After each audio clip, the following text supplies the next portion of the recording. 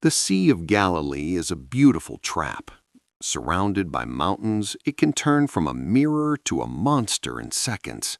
That night, the wind didn't just blow, it screamed. These weren't tourists in a boat, these were professional fishermen, men who had survived 1,000 storms, and they were paralyzed by fear.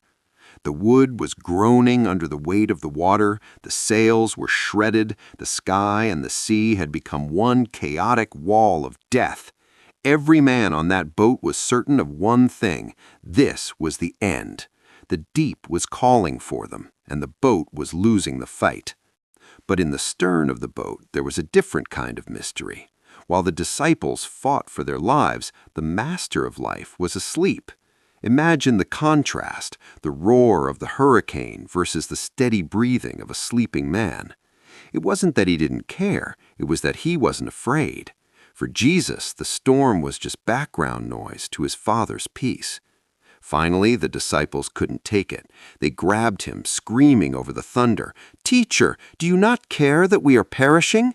It was a cry of desperation that questioned his heart because they couldn't see his plan. He woke up to the sound of fear, but he didn't answer with a prayer. He didn't ask the Father to save them. He stood up in the middle of the carnage, the salt spray hitting his face, and prepared to speak to the wind as if it were a disobedient child. The disciples wanted a rescue. They were about to witness a revelation. The storm had met its master, and the sea was about to meet its king.